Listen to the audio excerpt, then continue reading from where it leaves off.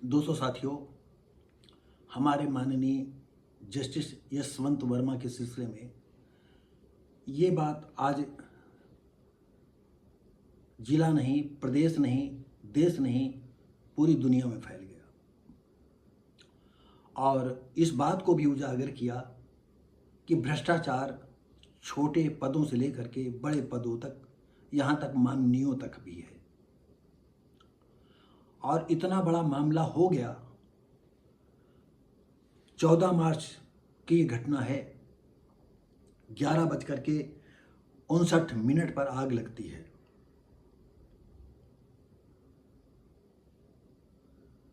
और उनके store room में आग लगती है, जहां फायर ब्रिगेड के अधिकारी पहुंचते हैं, क्योंकि जज का मामला था, जस्टिस माननीय का मामला था। तुरंत जितनी भी फायर ब्रिगेड की गाड़ियां पहुंच सकती थी पहुंची, बड़े बड़े अधिकारी वहां पहुंचे तो देखा कि उनके स्टोर रूम से अधजले नोट निकले। ये नोट कैसे,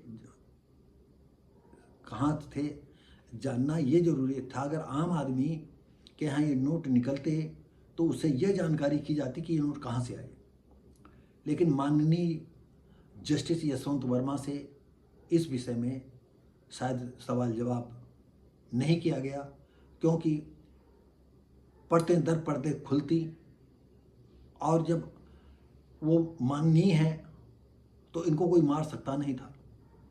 पुलिस हथकंडे अपनाए नहीं जा सकते थे, सीबीआई में दिया नहीं जा सकता था। तो इससे ये आज इन जस्टिस यशवंत वर्मा के सिलसिले में ये भाषित हो जाता है कि देश में कई तरह के कानून हैं।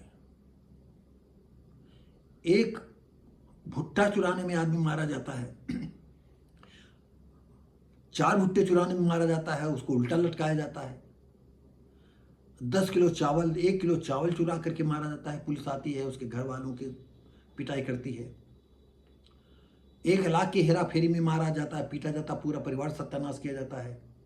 और जस्टिस के यहाँ जो नोटों की गड्डियाँ निकली, उनके विषय में ये भी किसी ने नहीं पता लगाया कि ये पैसा आया कहाँ से। तो इसका मतलब ये है कि निहायत ही गरीब आदमियों के लिए कोई दूसरा कानून है और निहायत ऊंचे पदों पर बैठे, सम्मानित पदों पर बैठे माननीय लोगों के लिए कानून जो है अलग से है, यानी वीआईपी कानून है उनके लिए। तो दोस्तों साथियों, इतना जगजाहिर हो गया। इसके बाद जो है सुप्रीम कोर्ट ने, हाई कोर्ट में ये जज थे यशवंत वर्मा जी और इलाहाबाद से आए थे। ये जब मामला उठा तो उनको सुप्रीम कोर्ट ने उठा करके फिर पुनः जो है उनके जनपद में भेज दिया, यानी प्रयागराज भेज दिया गया, इलाहाबाद भेज दिया गया। जबकि इलाहाबाद हाई कोर्ट के जो है बार एसोसिएशन ने जब उनको शपथ दिलाई गई, इसका बहुत ज़्यादा विरोध किया, क्योंकि बार एसोसिएशन के अधिकारियों को भी इसकी सूचना नहीं दी गई थी और गुपचुप तरीके से फिर उनको जो है शपथ दिला दी गई थी। तो ये मामले माननीय लोगों के लिए उचित नहीं है कि क्या वाकई इस तरह से सब कुछ हो रहा है, ये कितना गलत है।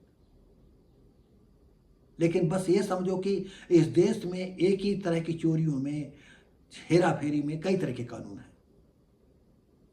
ये हम आम जनता की, आम पब्लिक की आवाज अपने शब्दों, अपने मीडिया पर डाल रहे हैं। माननीय है वो चोरी करें, वो हेरा फेरी करें तो उनके लिए दूसरी तरह से, जैसे एक टुकड़े के लिए कुत्ता पूंछ हिलाता है, तो अगर अधिकारी कोई जाएगा तो पूंछ हिला करके बात करेगा। और दूसरी बात यह है कोई उनको अधिकारी इंक्वायरी नहीं किया, उनको जो है माननीय लोग ही ने इंक्वायरी की। लेकिन सबसे अच्छी बात रही कि माननीय लोगों ने जो इंक्वायरी की, उन्होंने दूध का दूध, पानी का पानी कर दिया, लेकिन ये नहीं पता कर पाए कि ये इतनी मनी आई कहाँ से। और आपको ये भी बता दें, पहले जो है सुप्रीम कोर्ट ने जो है वर्मा जी से कहा था, माननीय जस्टिस वर्मा जी से कहा था कि आप त्यागपत्र दे दें, इस्तीफा दे दें, लेकिन वो माने नहीं। उन्होंने कहा मैंने चोरी नहीं की, मैं कुछ मैं इसमें इन्वॉल्व भी नहीं हुआ। बताइए कितना दूध के धुले हुए। इसके बाद फिर सुप्रीम कोर्ट के 3 जस्टिस महोदय की एक जो है टीम गठित की, उच्च स्तरीय टीम गठित की और ये काम उनको सौंपा गया। और सबसे बड़ी बात यह है कि 64 पेज के पन्नों में जो है तीनों लोगों ने इंक्वायरी करके ये बताया कि इनको जो है नौकरी से बर्खास्त किया जाना चाहिए। अब जस्टिस वर्मा की क्या रह जाती है। तो दोस्तों साथियों, ये वीडियो बनाने का ये मतलब है कि कोई भी व्यक्ति, आप ये मत सोचिए, गरीब आदमी चोरी करता है तो पूरा परिवार को जो है पुलिस आती है, लठ लेकर के जुट जाती है, जानवरों की तरह पीटती है। और गांव का एक भला आदमी चोरी करता है तो उसी पर जो है आते हैं, भाई चलो भाई सरेंडर कराओ जा करके, नहीं चलो भाई ले चलते हैं, तो कहता नहीं गांव में यार हमारी बड़ी इज्जत है, बेइज्जती हो जाएगी, हम कल सरेंडर कर देंगे। और जाता है, आराम से सरेंडर कर देता है। और उससे बड़ा होता है तो पुलिस आती है, पहले फ़ोन कर देती है हम आ रहे हैं, घर पर दबिश देती है और फिर फ़ोन करके आपस में कह दो कि जो है आप जो है सरेंडर कर दें। तो तमाम इस तरह घटनाएं आप देखते होंगे। और यहाँ माननीय न्याय विभाग के जस्टिस जो दिल्ली हाई कोर्ट में जज थे, उनके द्वारा ये कदम उठाया गया। उनके सरकारी आवास पर ये नोटों, जले हुए नोटों के बंडल मिले। तो दोस्तों साथियों, जस्टिस यशवंत वर्मा को हटाने की सिफारिश कर दी गई, जिस जांच कमेटी ने जो है निष्कर्ष निकाला कि ये एक तरह से जो है अपराधी हैं। 14 मार्च की रात 11:59 दिल्ली हाई कोर्ट के जस्टिस वर्मा के सरकारी आवास 30 तुगलक क्रिसेंट स्टोर रूम में आग लगने के कारण अधजले नोट 15 मार्च को तड़के निकाले गए थे।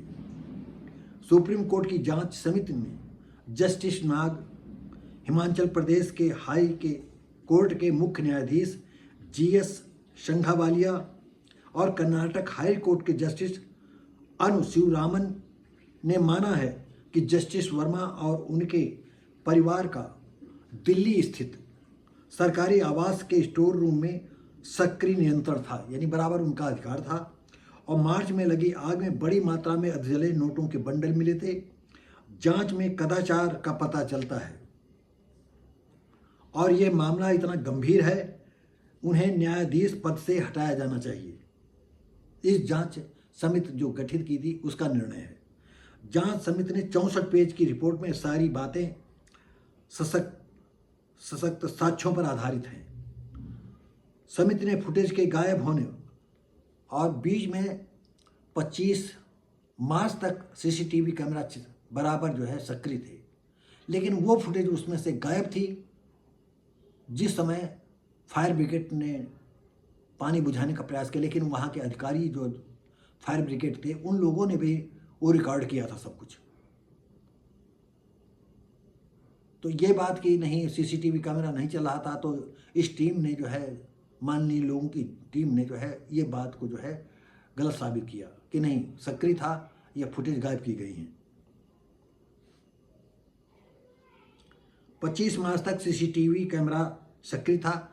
साथ ही अग्निशमन दल के अधिकारी की ओर से इस वीडियो में जले हुए नोटों की गड्डियां दिखाई दे रही हैं। छत से पानी टपकने व के तुरंत बाद धन की मौजूदगी की पुष्टि हुई।